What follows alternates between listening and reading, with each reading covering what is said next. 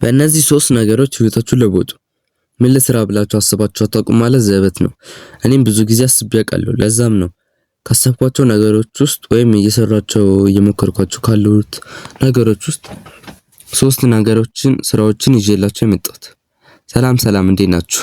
እኔ ጋር ተመስገን ነው። ዛሬ ደግሞ ሶስት ጠቃሚ ናቸው ወይም ያስፈልጋቸዋል ብዬ ያሰብኳቸውን ስራዎች ይዤላችሁ መጥቻለሁ። በተለይ ደግሞ ክረምት ቤታችሁ ቁጭ ብላችሁ ምን ልስራ ብላችሁ ያቀዳችሁ ላላችሁ ተማሪዎች ይህ ቪዲዮ ለእናንተ ነው። ሁለቱ ኦንላይን ላይ ወይም በኢንተርኔት ታግዘን የምንሰራቸው ሲሆን አንዱ ግን ኦፍላይን ወይም ቤታችን ውስጥ ቦታ ካለን ብቻ መስራት የምንችለው ነው። አንደኛ ኮንተንት ክሬሽን። ብዙ ጊዜ ሰምታችሁ ታውቃላችሁ፣ ነገር ግን ምንም ነገር ዘልቀን ወይም ጥረን ስንሰራው ነው ያን ነገር ስኬታማ ልንሆን የምንችለው።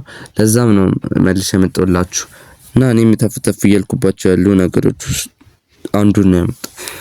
ሶስቱም እየሞከርኳቸው ያሉ ነገሮች ናቸው። ለዛ ነው ከመጀመሪያውም እየሞከርኳቸው ያሉ ነገሮች ብዬ ያወራሁት እና በቃ ባጭሩ ሞኔታይዝ ለመሆን 1000 ሰብስክራይበር እና 4000 ሰዓት መሙላት አለባችሁ። አይዲያዎቹን ነው እንደሞ የምነግራችሁ። ሪአክሽን ቪዲዮ ልትሰሩ ትችላላችሁ፣ ቭሎግ ልትሰሩ ትችላላችሁ፣ አስቂኝ ወይም ፈኒ ቪዲዮዎችን ልትሰሩ ትችላላችሁ፣ ወይም ደግሞ የስፖርት ኮንተንቶችን ልትሰሩ ትችላላችሁ። ሁለተኛው ደግሞ ፍሪላንሲንግ ይባላል።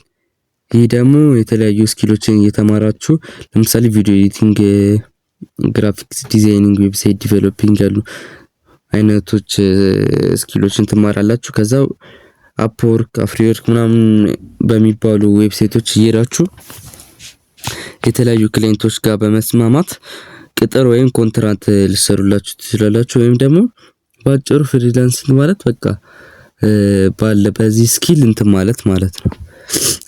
ለምሳሌ ካፌም ሊሆን ይችላል።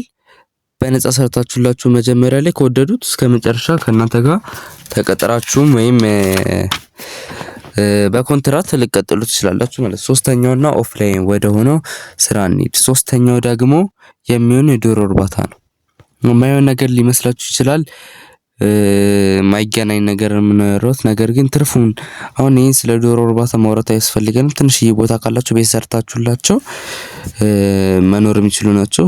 ከ1 እስከ 10 5 ዶሮ ቤታችሁ ብታስገዙ ቢያንስ በ8 ዶሮ በቀን በ20 ብር በትንሹ 20 ብር ሽጣችሁ በቀን እስከ 160 ብር ልታገኙ ትችላላችሁ።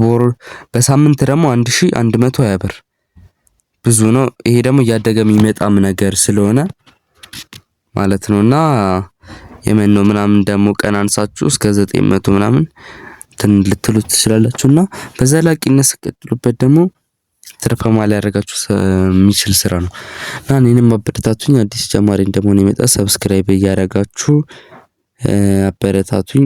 ኮሜንት ላይ ደግሞ ቀጣይ እንዲሰራላችሁ የምትፈልጉት ነገርም ካለ ወይንም ደግሞ ያልተመቻችሁ ከዚህ ቪዲዮ ነገር ካለ እሱንም ኮሜንት ላይ አስቀምጡልኝ። አመሰግናለሁ።